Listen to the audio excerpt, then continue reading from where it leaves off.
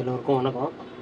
இன்றைக்கி வந்து green piece key rice பண்ண போகிறேன்.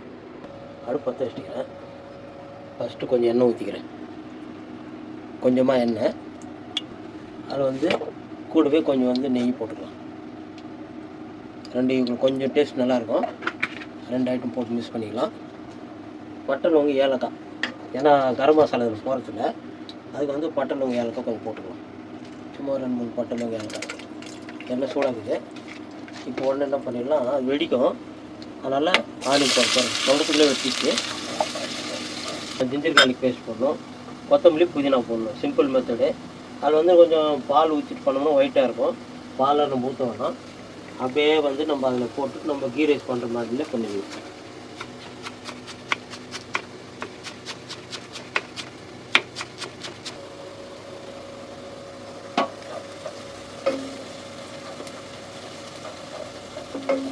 ஃபுல்லு ஃப்ரை ஆகிடுச்சு, தீர நிலமையில் இருக்குது. கீ ரைஸ்லாம் நல்லா ஃப்ரை ஆகுது. ஒரு ஸ்பூனு ஜிஞ்சர் கார்லிக் பேஸ்ட்,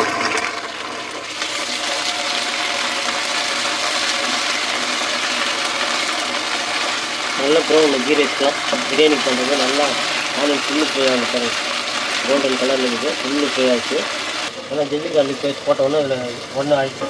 ஏன்னா அது வெங்காயம் நல்லா ஃப்ரை ஆகிடுச்சு. ஜிஞ்சர் கார்லிக் பேஸ்ட்டும் ஆகிடுச்சு. இப்போ என்ன பண்ணுறேன்னா, வந்து கிளாஸ் கணக்கில் எடுத்துனேன், ஒரு பாவு கணக்கு 1.5 எடுத்துருக்கிறேன். இப்போ அதுக்கு வந்து 3 கிளாஸ் வந்து தண்ணி ஊற்றணும். அந்த தண்ணி வந்து ஊற்றிடுறேன். தண்ணி ஊற்றிட்டு பிற்பாடு க்ரீன் சில்லி ஒரு 4-5 வச்சுக்கன்னு சொல்ல, அந்த க்ரீன் சில்லி அதில் போட்டுறேன். க்ரீன் சில்லி அதில் போட்டுறேன். க்ரீன் பீஸ் இதில் போட்டுறேன். எல்லாம் பச்சை பட்டாணி எல்லாம் வந்து ஒரு மணி நேரம் வேணும்னு அவசியம் இல்லை. அதுக்கு கொஞ்சம் புதினா போட்டுறேன். வெறும் இலையை எடுத்து வச்சுருக்கணும், அதனால் அப்படியே ஃபுல்லாக போட்டுறேன். நான் ஒன்றும் கட் பண்ணி போடணும் அவசியம் இல்லை. இது கொத்தமல்லி தழை வெட்டினேன், அது இதில் போட்டுறேன். தண்ணி கொதிக்கிறதுக்குள்ளே கொஞ்சம் தண்ணி தான் சீக்கிரம் கொச்சிடும். அரிசி பேரக்கணும் ஊற வச்சுக்கிறேன். ஒரு ஏதோ கீரை குழம்பு பண்ணுற மாதிரி தெரியுது, அதனால் கீரை குழம்பு நினச்சிக்காதீங்க. ஆனால் கொத்தமல்லி புதினாலாம் மிதக்கிறதுனால அப்படிங்குது. இப்போ என்ன பண்ணிடலாம், அதுக்கு தான் அந்த உப்பு போட்டுடலாம். வேறு எந்த மசாலா இல்லை. ஒரு ஸ்பூன் போட்டேன், ஒரு 1/4 ஸ்பூன் ஒன்று எக்ஸ்ட்ரா. இப்போ இதில் உப்புக்கு தானு செக் பண்ணிக்கலாம்.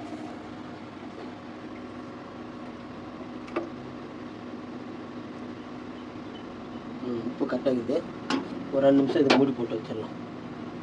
தண்ணி கொதிக்கிறதுக்கு அரிசி ஊற வச்சுட்டுக்கிறேன். அரிசி வந்து இப்போ கழுவிக்கலாம்.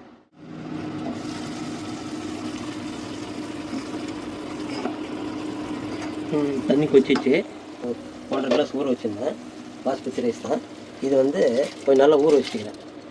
இப்போ வந்து நம்ம குக்கரில் வச்சோம்னாலும் வைக்கலாம், ஈஸியாக சீக்கிரம் ஆகிடும். இந்த தம்மில் வச்சோம்னாலும் இது கொஞ்சம் சீக்கிரம் ஆகும், ஒன்றும் பிரச்சனை இல்லை. அப்படியே கொஞ்சம் பலன்னு எடுத்துடலாம். இப்போ கழுவி விட்டு ஒரு மூடி போட்டோம்னா ஒரு கொதி வந்து அப்படியே ஸ்லோவில் வச்சிடலாம். ஆனால் கீ ரைஸ் தான் பீஸ் பலவு.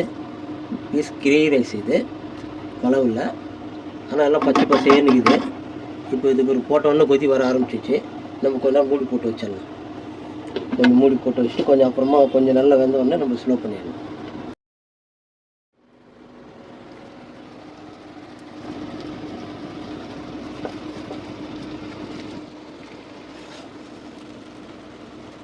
தண்ணிலாம் ஆஃப் ஆகிடுச்சு. கீ ரைஸ் வந்து green peas ghee rice ready ஆச்சு. பாருங்கள், அடியில் தண்ணிலாம் இல்லை. இப்போ வந்து இது நம்ம மூடி போட்டு வச்சோம்னாலும் அந்த சூட்டில் அதெல்லாம் வந்துடும், இல்லை ரொம்ப ட்ரை ஆகிடும். இப்படி சாப்பாடு வந்து இப்படி இருக்கணும். இது வந்து பாஸ்மதி ரைஸ் தான் பண்ணேன். நல்லா க்ளீன் ஆரஞ்சுனா பல ஆகிடும். இப்போ வந்து இதை நான் ஆஃப் பண்ணிடுறேன். நீங்களும் ட்ரை பண்ணுங்கள். சிம்பிளாக இருக்கும், சூப்பராக இருக்கும். நீங்களும் ட்ரை பண்ணுங்கள். வணக்கம், பாய் பாய்.